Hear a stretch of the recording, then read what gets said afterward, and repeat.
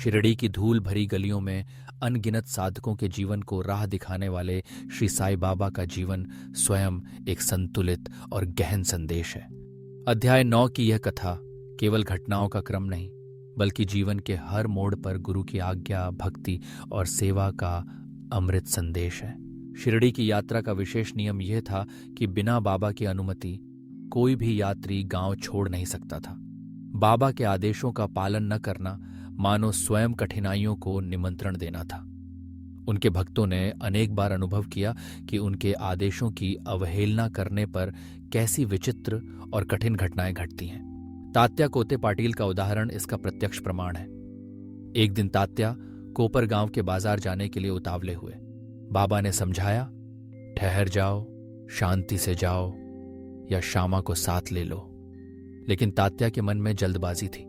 उन्होंने आदेश की अवहेलना की। रास्ते में उनका घोड़ा बेकाबू हो गया, गिर पड़ा। तात्या को चोट तो मामूली आई, परंतु यह चेतावनी उनके मन में गहरे उतर गई कि गुरु की अवज्ञा कभी सुखद नहीं होती। इसी प्रकार बॉम्बे के एक यूरोपियन अधिकारी नाना साहेब चांदोरकर की सिफारिश लेकर शिरडी पहुंचे। वे बाबा के चरणों को छूना चाहते थे, किंतु बाबा ने उन्हें आंगन तक ही सीमित रखा। वे नाराज हो गए, शीघ्रता से लौटने का निर्णय लिया।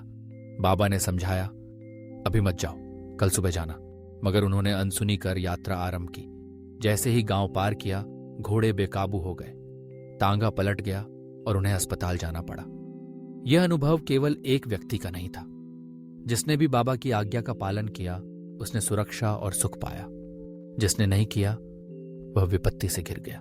बाबा के जीवन का एक और अद्भुत पक्ष है उनकी भिक्षावृत्ति। एक आम प्रश्न उठता है, इतना महान संत सब कुछ करने में सक्षम, फिर भी भिक्षा क्यों मांगते थे? इसका उत्तर शास्त्रों में छिपा है। भिक्षा केवल भोजन प्राप्त करने का साधन नहीं, बल्कि गृहस्थों के लिए पुण्य का अवसर है। गृहस्थ जीवन की 5 क्रियाएं, पीसना, दलना, बर्तन धोना, चूल्हा जलाना, साफ सफाई, इन सब में अनजाने में छोटे जीवों का नाश होता है। शास्त्रों के अनुसार इन पापों के प्रायश्चित के लिए 5 प्रकार के यज्ञ करने चाहिए। ब्रह्मयज्ञ, पितृयज्ञ, देवयज्ञ, भूतयज्ञ, अतिथि यज्ञ। जब कोई संत, सन्यासी या अतिथि किसी के घर भिक्षा मांगता है, तो गृहस्थ को यह अवसर मिलता है कि वह दान देकर अपने कर्मों का प्रायश्चित कर सके। बाबा इसी धर्म का पालन करते हुए दर दर भिक्षा मांगते, लोगों को सेवा और दान के महत्व की याद दिलाते। भिक्षावृत्ति के पीछे बाबा की गहन भावना थी, विश्व ही मेरा घर है। वे न तो गृहस्थ थे, न सन्यासी। वे निराकार, सर्वव्यापक परब्रह्म थे, जिन्होंने स्वयं को सब में देखा और सब में अपने को अनुभव किया। उनके लिए भिक्षा पवित्र आचरण था, और शिरडी के लोग जिनके घरों में वे भिक्षा मांगते, वे स्वयं को सौभाग्यशाली मानते थे। भक्तों के अनुभवों की जब बात आती है, तो तरखड़ परिवार की कथा अत्यंत प्रेरणादायक है। श्री रामचंद्र तरखड़, जो कभी प्रार्थना समाजी थे, बाबा के परम भक्त बने।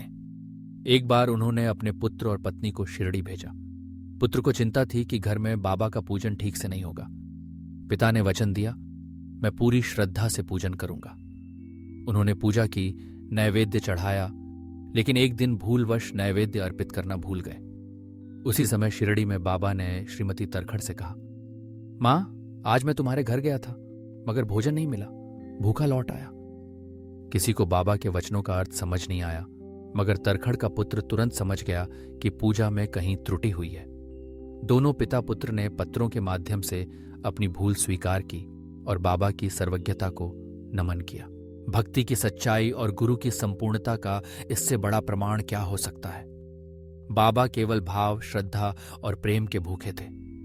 श्रीमती तरखड़ ने कभी बाबा के लिए भरित काचर्या और पेड़ा भेजे। बाबा ने हर बार न केवल भोजन स्वीकार किया, बल्कि अपने भक्तों के भाव को पहचाना और उन्हें आशीर्वाद दिया। एक बार जब गोविंद मानकर ने बाबा के लिए पेड़ा भेजा और शिरडी पहुंचकर देना भूल गया, बाबा ने स्वयं याद दिलाया, क्या तुमने मां के भेजे पेड़े नहीं लाए? यह घटना इस बात का प्रमाण है कि सच्ची भेंट सच्ची भावना से दी जाए तो वह कहीं नहीं खोती, और सच्चे गुरु उसे अवश्य स्वीकार करते हैं। बाबा की दया और करुणा केवल मनुष्यों तक सीमित नहीं थी। एक बार जब श्रीमती तरखड़ ने अपने भोजन से पहले एक भूखे कुत्ते को रोटी का टुकड़ा दिया। बाबा ने कहा, माँ, आज तुमने मुझे प्रेम से खिलाया है, मेरी आत्मा तृप्त हो गई। जब उन्होंने पूछा, मैंने तो आपको नहीं खिलाया, केवल कुत्ते को रोटी दी थी, तब बाबा ने समझाया, वह कुत्ता, वह गाय, वह बिल्ली, वे सब मेरे ही रूप हैं। जब तुम उन्हें भोजन कराती हो तो मानो मुझे ही कराती हो। बाबा का ये उपदेश उपनिषद, गीता और भागवत का सार है। ईश्वर सब में है, सब में वही चेतना व्याप्त है। अध्याय 9 का यही संदेश है। गुरु की आज्ञा का पालन करो, भक्ति और सेवा में अंतर मत देखो, और जीव मात्र में वही परमात्मा है, यह समझकर सेवा करो। जब हम हर प्राणी में, हर अवसर में ईश्वर को देखें तो जीवन स्वयं आनंद, शांति और संतोष की ओर बढ़ता है।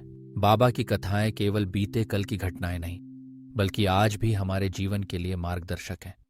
जब कभी जीवन में द्वंद्व, असमंजस या संकट आए तो गुरु की वाणी, उसकी आज्ञा और अपने भीतर व्याप्त परमात्मा की चेतना को याद करें। सेवा, दया और आज्ञा पालन से बड़ा कोई धर्म नहीं। यही है श्री साई सच्चरित्र का अमृत संदेश। सब में साईं, सब में ईश्वर। श्रद्धा और सबूरी ही सच्ची भक्ति है। बाबा की कृपा सब पर बनी रहे, यही प्रार्थना।